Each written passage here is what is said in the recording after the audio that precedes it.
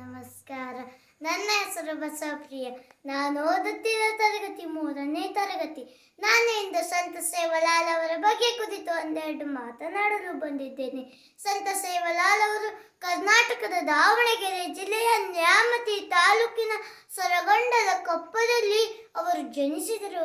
1739ರಂದು ಭೀಮಾನಾಯಕ ಮತ್ತು ಧರ್ಮಿಣಿ ಬಾಯಿಯವರ ಮಗನಾಗಿ ಜನಿಸಿದರು. ರಾಮಜಿ ನಾಯಕನ ಹಿರಿಯ ಮಗ ಭೀಮಾನಾಯಕನಿಗೆ ಮದುವೆಯಾದ 12 ವರ್ಷಗಳಾದರೂ ಮಕ್ಕಳೇ ಆಗಲಿಲ್ಲ. ಇದಕ್ಕೆ ಅವರು ಮರಿಯಮ್ಮ ದೇವಿಯವರಿಗೆ ಹರಕೆಯನ್ನು ಹೊತ್ತುಕೊಳ್ಳುತ್ತಾರೆ. ಅದೇನೆಂದರೆ, ಮೊದಲ ಮಗನಿಗೆ 12 ವರ್ಷಗಳಾದ ನಂತರ ನಿನ್ನ ಸೇವೆಗೆ ತಂದು ಬಿಡುವೆ ಎಂದು ಹರಕೆ ಹೊತ್ತುಕೊಳ್ಳುತ್ತಾರೆ. ನನಗೆ ಒಂದು ಮಗು ಕೊಡು ಸಾಕು, ಅಷ್ಟೇ ನಮಗೆ ಪುಣ್ಯದ ಕೆಲಸ ಎಂದು ಹೇಳಿ ಅವರು ಹರಕೆಯನ್ನು ಹೊತ್ತಿಕೊಳ್ಳುತ್ತಾರೆ. ನಂತರ ಅವರಿಗೆ ಸಂತ ಸೇವಾಲಾಲ್ ಮಹಾರಾಜರು ಜನಿಸುತ್ತಾರೆ. ನಂತರ ಬದ್ದು ಪೋರ ಎಂಬ ಮಕ್ಕಳು ಜನಿಸುತ್ತಾರೆ.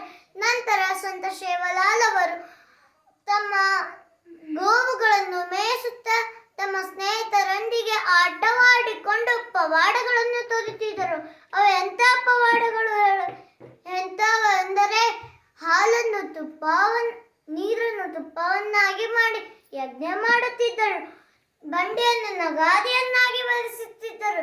ಕೆಸರನ್ನು ಹುಗ್ಗಿ ಪಾಯಸವನ್ನಾಗಿ ಕುಡಿಯುತ್ತಿದ್ದರು. ಅಂತಹ ದಿವ್ಯ ಪವಾಡಗಳನ್ನು ಹೊಂದಿದ್ದ ಸಂತ ಸೇವಾಲಾಲ್ ಅವರು ಹೀಗೆ ಒಂದಲ್ಲ ಹಲವಾರು ಪವಾಡಗಳನ್ನು ಹೊಂದಿದ್ದರು. ಮತ್ತೆ ಅವರು ಮೊದಲಿಗೆ ಕೃಷ್ಣನ ಭಕ್ತರಾಗಿದ್ದರು. ಸಂತ ಸೇವಾಲಾಲ್ ಅವರು ಮೊದಲಿಗೆ ದೇವರ ಸೇವೆಯೇ ಮುಖ್ಯ ಎಂದು ಅವರು ತಿಳಿದುಕೊಂಡರು. ಮತ್ತೆ ಹೀಗೆ ಸಂತ ಸೇವಾಲಾಲ್ ಅವರಿಗೆ 12 ವರ್ಷಗಳು ಕಳೆದವು. ಮತ್ತು ಸಂತ ಸೇವಾಲಾಲ್ ಧರ್ಮಿಣಿ ಬಾಯಿಯವರ ಕನಸಿನಲ್ಲಿ ಬಂದು, ಮರಿಯಮ್ಮ ದೇವಿ, ನಿನ್ನ ಮಗನಿಗೆ 12 ವರ್ಷಗಳಾಗಿವೆ, ನನ್ನ ಸೇವೆಗೆ ಬಿಡುವಂತೆ ಅವರು ಕೇಳಿಕೊಂಡರು.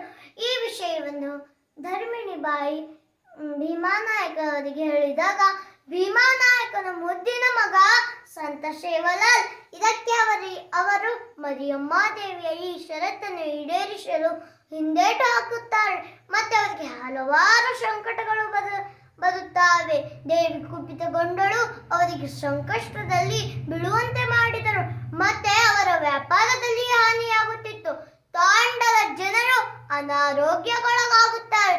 ಇಷ್ಟೆಲ್ಲ ನೋಡಿದ ಭೀಮಾನಾಯಕನಿಗೆ ಆಗ ಕೊನೆಗೆ ತಿಳಿಯಿತು, ನನ್ನ ಮಗ ಸಂತ ಸೇವಾಲಾಲ್ ಅವರಿಗೆ ನಾನು ಮರಿಯಮ್ಮ ದೇವಿಯ ಸೇವೆಗೆ ಬಿಡಲಿಲ್ಲ, ಇದಕ್ಕೆ ನನಗೆ ಇಂಥ ಸಂಕಟಗಳು ಬರುತ್ತಿವೆ ಎಂದು ಅವರಿಗೆ ಅರಿವಾದ ನಂತರ ಅವರು ಸಂತ ಸೇವಾಲಾಲ್ ಅವರಿಗೆ ಮರಿಯಮ್ಮ ದೇವಿಯ ಸೇವಕನಾಗಬೇಕೆಂದು ಅವರು ಒತ್ತಾಯಿಸುತ್ತಾರೆ. ತಂದೆಯ ಒತ್ತಾಯದ ನಂತರ ದೇವರ ಸೇವೆ ಮುಖ್ಯ ಎಂದು ತಿಳಿದುಕೊಂಡು ಅವರು ಮರಿಯಮ್ಮ ದೇವಿಯ ಸೇವಕನಾಗುತ್ತಾರೆ. ಅವರ ಮರಿಯಮ್ಮ ದೇವಿಯವರ ಭಕ್ತಿಯಲ್ಲಿ ಕೂತಿ ಅವರು ಸದಾ ಧ್ಯಾನದಲ್ಲಿ ನಿರಂತರಾಗುತ್ತಿದ್ದರು. ಮತ್ತೆ ಮುಂದೆ ಮರಿಯಮ್ಮ ದೇವಿಯ ಭಕ್ತರಾಗುತ್ತಾರೆ. ಮತ್ತೆ ದುರ್ಗಾ ಮಾತೆಯ ಗುಡಿಯನ್ನು ಕಟ್ಟಿಸುತ್ತಾರೆ. ಅವರು ಹೋಗಿದ ಪ್ರತಿ ಸ್ಥಳಗಳಲ್ಲಿಯೂ ಪ್ರವಚನ ಏರ್ಪಾಟು ಮಾಡುತ್ತಿದ್ದರು. ಮತ್ತೆ ಮುಂಬೈನಲ್ಲಿ ಪೋರ್ಚುಗೀಸರ ಹಡಗು ಸಿಕ್ಕಿಕೊಂಡಿತ್ತು.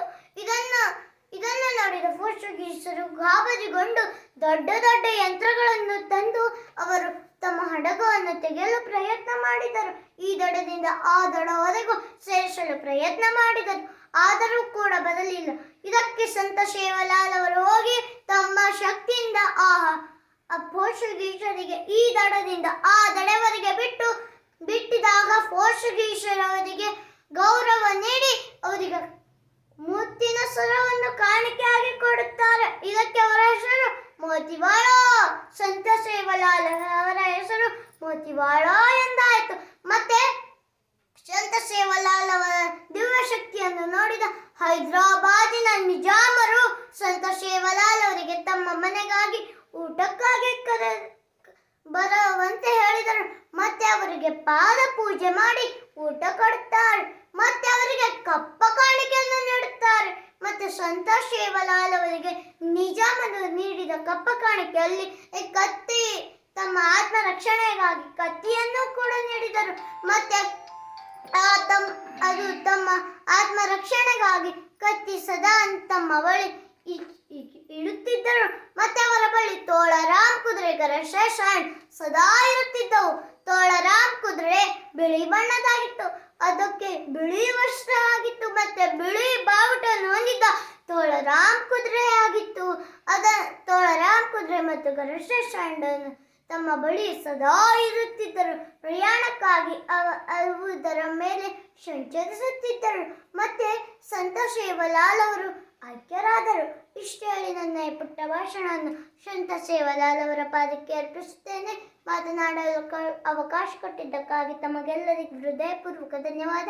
ನನ್ನ ಈ ಪುಟ್ಟ ಭಾಷಣದಲ್ಲಿ ಏನಾದರೂ ಲೋಪದೋಷಗಳನ್ನು ಕಂಡು ಬಂದರೆ ದಯವಿಟ್ಟು ಕ್ಷಮಿಸಿ.